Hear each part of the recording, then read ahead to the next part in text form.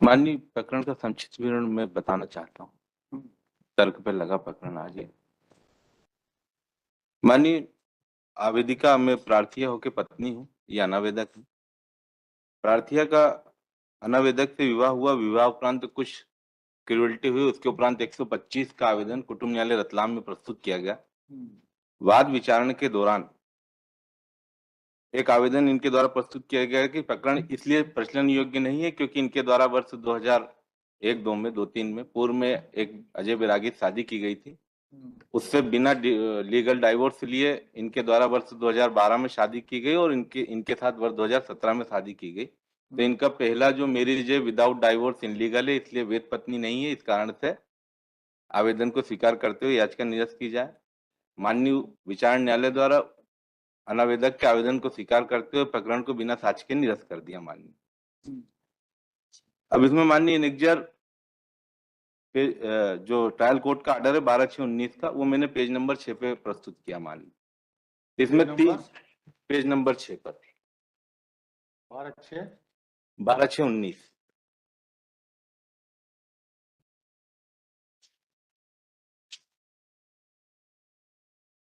अब इसमें माननीय 3 विधिक बिंदु हैं। माननीय क्या 125 भरण पोषण को बिना साक्ष्य लिए समाप्त किया जा सकता है? 3 दशाओं में। तो माननीय जहां तक मुझे ज्ञान है 2 दशाओं में 125 को समाप्त किया जा सकता बिना साक्ष्य लिए। एक कि 125 का पूर्ववर्ती निराकरण हो चुका हो, डबल से लगाया गया हो। सेकंड, या तो इस हिंदू अधिनियम के अंतर्गत दोनों यदि होते हैं तो स्थायी भरण पोषण का निराकरण हो गया। पर इस प्रकरण में ऐसा कुछ भी नहीं हुआ। अब माननीय ये जो प्रकरण है, ये प्रकरण माननीय कौन सी प्रक्रिया से ट्रायल होगा? तो ये प्रकरण माननीय समन्स प्रक्रिया से ट्रायल होगा। 126(2) में इसका उल्लेख है। Sorry to intervene here my lord, एक और मेजर फैक्ट को छोड़ दिया है, दैट इज ऑन एडमिशन खारिज किया है। हाँ, कोई बात नहीं। जो फर्स्ट मैरिज है आपका, यस, हाँ, उसका भी बता रहा हूँ माननीय। मैं सब पूरा बता रहा हूँ माननीय। प्रवास चलते हैं। हाँ, इम्प्यूग्न्ड ऑर्डर में मिलर्ड रिप्लाई कहाँ है? माननीय रिप्लाई पिछली बार देखे थे इसको। Page number 33 on the trial court record. माननीय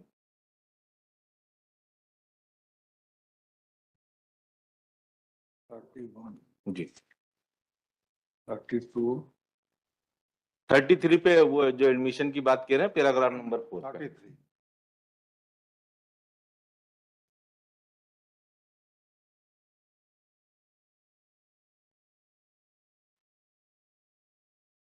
पैरा नंबर 4 जो इनका अभिकथित है, पैरा नंबर 4, ये भरोसा करते हैं उसके ऊपर यह कि आवेदन के चरण क्रमांक 4 असत्य, बनावटी एवं झूठे अजय बैरागी से प्रार्थिया का जाति एवं प्रथा रूढ़ी अनुबंध के आधार पर तलाक हो चुका है।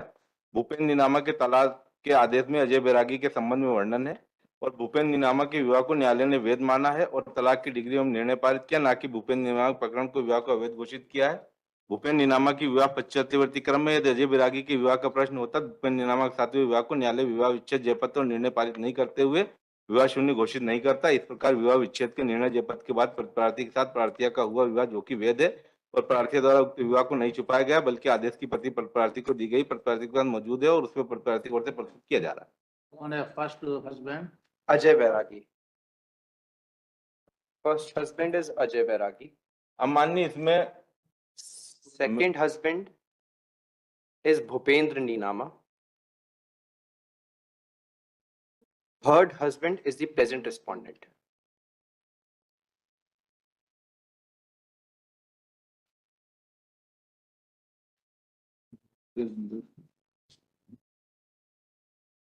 अजय के बारे में क्या लिखता है इसमें?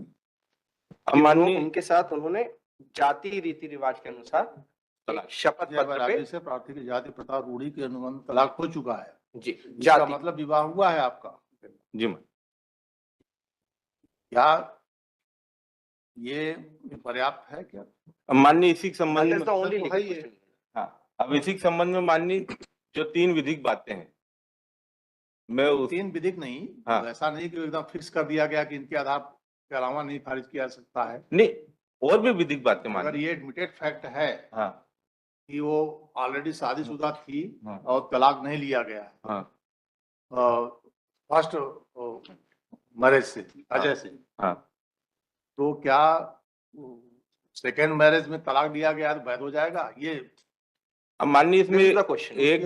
एक विधिक बात ये भी माननी कि फर्स्ट मैरिज से तलाक लिए बगैर भी मैंने इनसे विवाह किया है, और इलीगल था नहीं सेकंड विवाह भी उसके illegal था। उसके बाद भी माननी सेक्शन 29(2) में अगर इस बात को पढ़ भी लिया जाए कि मेरा जाति रीति रिवाज से तलाक हुआ है, तो माननीय न्यायालय की साइटेशन है कि हिंदू अधिनियम में 29(2) से जाति रूढ़ी प्रथा के अनुसार लिया गया तलाक वेद की श्रेणी में आएगा। कहाँ है ऐसा? जी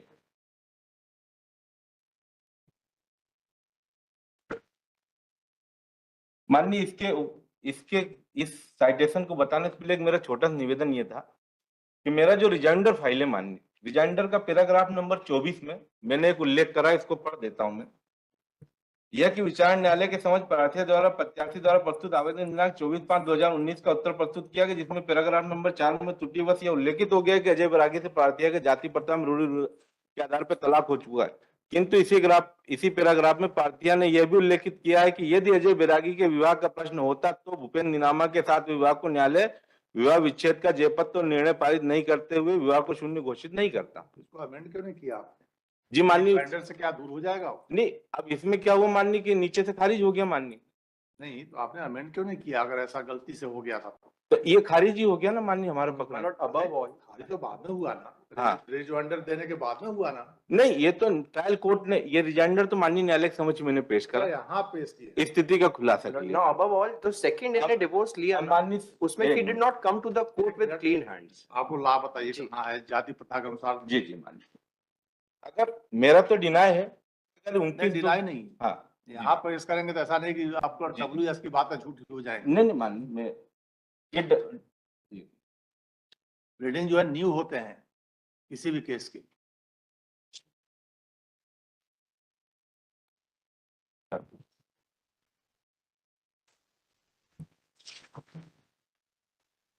कहाँ पर है ये? माननीय इसका तीसरे नंबर पेज है।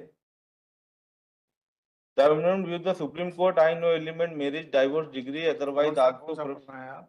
ये माननीय इसी का पेज नंबर 3।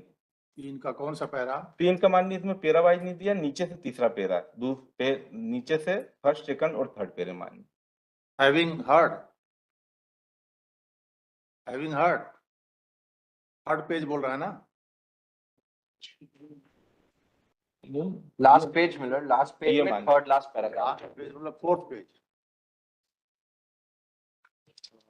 माननीय इसमें जो 29(2) से लिखा है, हाँ तो अब मेंशन हाँ, और इसमें माननीय 29(2) नथिंग कंडीशन सेल एक deemed after any right governance custom and control any special environment option the discourse of Hindu marriage whether समलाइज before or after the commencement of this act. अब 29(2) में ये उल्लिखित है माननीय।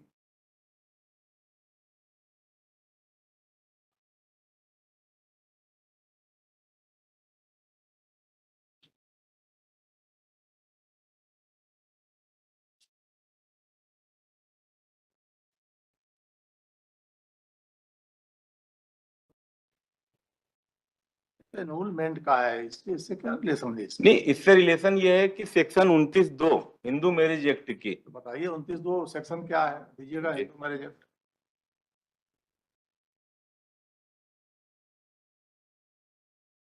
कि इस एक्ट में किसी भी बात को होते हुए जातिगत रूढ़ी प्रथा से तलाक मान्य रहेगा मान्य। नहीं अगर ऐसा होगा तो बिल्कुल मेंटेनेबल होगा। जी मान्य।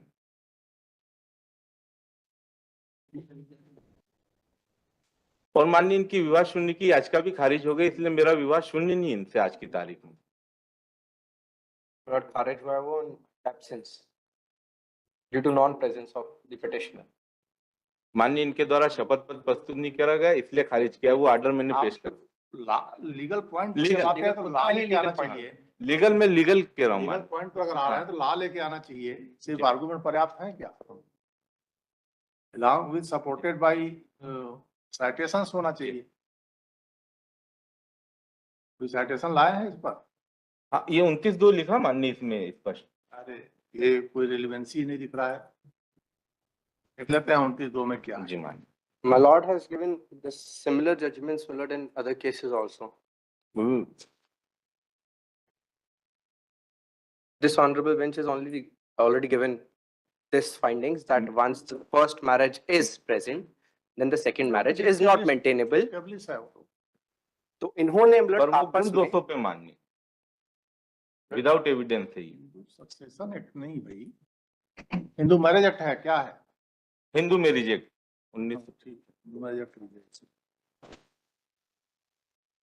सेविंग्स क्लॉज बोल रहे हैं हम लोग ये। Saving clause Before the commencement of this act. 29(2). Nothing contained in this act shall be deemed to effect any right recognized by custom or conferred by any special enactment to obtain the dissolution of the Hindu marriage, whether solemnized before or after the commencement of this act. Now basically my lord, if there is any other provision by which the divorce is being accepted in any kind of society, लेकिन इसमें दे तो रहा है ये, मान्य nothing contained in this act shall be deemed to effect any right.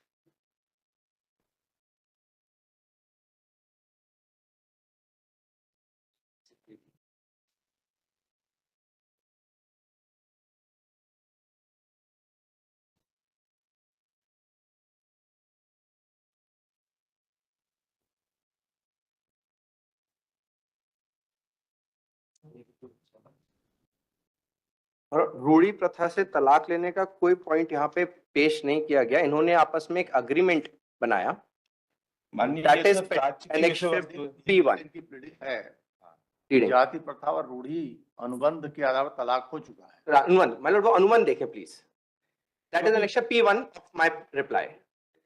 नहीं, जाति प्रथा रूढ़ी अनुबंध के आधार अनुबंध, पर वो अनुबंध फाइल किया ना मिलट। नहीं, ये तो मैटर ऑफ ट्रायल हो जाएगा ना। ट्रायल मान्य वो मैटर आफ्टर एविडेंस का मान्य effect any right recognized by custom of or conferred by any special law. Custom को तो कर रहा है ये। मिलट यहाँ दोनों हिंदू हैं, कोई न्यू कस्टम्स नहीं है। हिंदुओं के लिए कस्टम लागू होता है नहीं, पहली चीज है इसमें। दोनों हिंदू हैं, कोई एक्स्ट्रा कस्टम्स नहीं है। A marriage solemnized between Hindus before the commencement of this act, which is otherwise valid, shall not be deemed to be invalid or ever to have been invalid by reason only of the fact that the parties there to belong to the same gotra or pravara or belong to the different religion, caste. This is majorly in consideration to the Adivasis, milord. मान्य यहाँ उनका Discuss different किया customs है, high court या apex court इस point को कहीं discuss किया है क्या? मान्य मुझे एक ही साइटेशन मिली जो माननीय न्यायालय द्वारा नहीं, इसमें इन्वॉल्व क्या था? इसमें मान्य यही था कि 125 की पूरी याचिका थी और इसमें भी पूर्व पति से डाइवोर्स हुआ था और माननीय इसमें फिर अंत में ये माना गया कि रूढ़ी आधार पर 29(2) में जातिगत रूढ़ी आधार से तलाक मान्य, इस कारण से भरण पोषण। पढ़िए प्लेडिंग पढ़िए, जी, इसका क्या था? सेकेंड पेज से पढ़िए। मान्य हिंदी में पढ़ते हैं, हिंदी किया है क्या इसका? इसका गूगल से निकाल। तो ऐसे पढ़े पता आएगा, हिंदी में क्या? जी जी मान्य। आपके पास हिंदी वर्जन, हमारे पास इंग्लिश वर्जन, कैसे समझ में आएगा? जी इंग्लिश वर्जन पढ़िए। जी मान्य। This revision am setting aside order पढ़ रहे हैं मान्य प्रथम पेज से। प्रथम पेज मत पढ़िए पूरा, जी मान्य। जहाँ से फैक्ट दिया है वहां से पढ़िए। जी मान्य। नॉन एप्लीकेंट रेखा भाई, वहां से पढ़िए।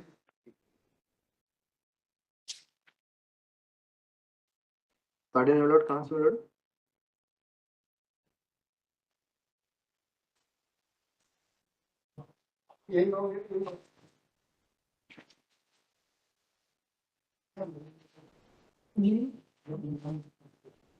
Now, if you will see fourth last paragraph, in view of section 29, subsection 2 of the Act, dissolution of marriage according to customs prevalent in Khati community. Khati community. Now, in here, there is no particular community that we are referring to. We are basic Hindus, and as per that, we have to abide by the Hindu laws. माननीय Now just because of there is उन्होंने this स्पष्ट लिखा है कहाँ कि कहाँ पर खाती community? Lord, this is fourth last paragraph of the same. Fourth last. In view of section 29. Probably we are in different judgments, my lord. ये को फर्स्ट वही पढ़ रहे हैं जो जी last page इसमें इसका लास्ट पेज इसी का last page में कौन सा? prop से third paragraph in view of section 29. Para कौन सा? Third paragraph in view of section 29. This is the starting because page numbering नहीं है, para numbering नहीं है, so that is the problem. Para Please ऐसे give it दिया to- हुआ है। in view of section 29. Third. In view of section 29. Last para Last page, yes, my lord.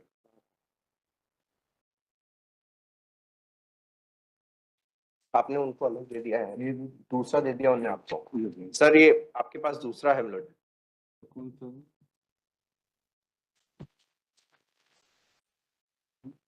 आपने उनको ये दे दिया। नहीं वही दिया, वही है।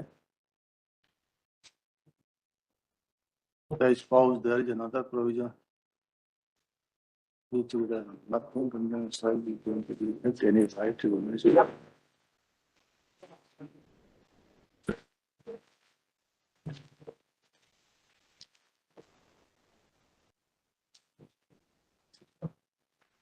आप लोग टाइम बिता रहे हैं, खाली पिटिशनर टाइम बिता रहे हैं, कोई तय है नहीं।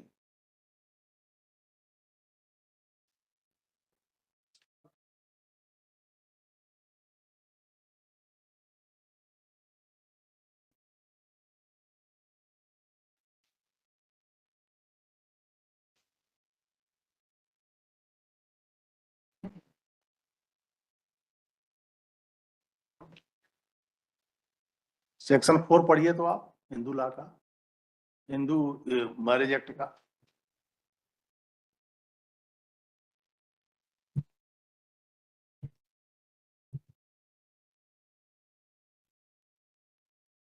Any text, rule, interpretation of Hindu law or any customs or usage as part of that law in force immediately before the commencement of this act shall cease to have effect. एक section पढ़ने से काम नहीं चलता, पूरे section को पढ़िए, कहाँ क्या इसका मंतव्य है। To any matter for which provision is made in this act. आज के टाइम पे भी आदिवासी खाती कम्युनिटी इन सब उनके का लिए एक अलग है, उनके लिए इनकी कस्टम्स को रिकॉग्नाइज करेंगे। यहाँ हम नॉर्मल हिंदूज, दो हिंदू ने शादी करी है, अग्रीमेंट पे उन्होंने तलाक ले लिया, आप बोल रहे हैं हमारी पहली शादी हुई ही नहीं।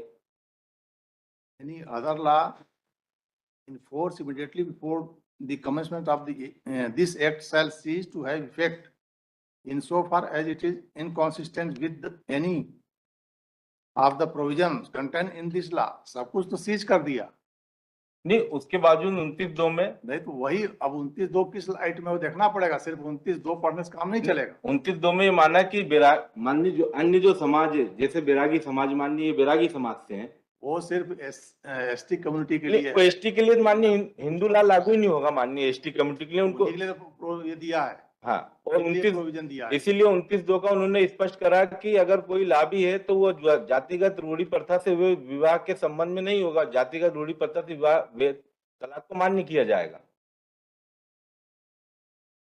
इसीलिए 29(2) का क्लास स्पेशल डाला उन्होंने कि वो इसके ऊपर बाधा नहीं बनेगा यदि किसी हर हिंदू फिर मतलब this is how they will take the divorce, this is not applicable. Hindu होगा तो जो होगा हो जाएगा ना, ये रिपीट हो हर जाएगा। हिंदू अगर जातिगत रूढ़ी तलाक लेना चाहता है, मुस्लिम ले रहा है तो ले रहा है, अब हिंदू ले रहा है तो उसमें क्या आपत्ति। लॉ थोड़ा चेंज करने की जरूरत है। भाई 29(2) में जो लिखा है आप संतुष्ट कीजिए, ये सब नहीं। तो माननीय ये देखिए वो ट्राइब्स के लिए है जी, जो रूढ़ी और प्रथाएं हैं। हाँ, 2 लाख केस किए बहुत दिन हो गया, इसलिए एग्जैक्टली याद नहीं है हमको। आप लोग को बताना चाहिए, लेके आना चाहिए।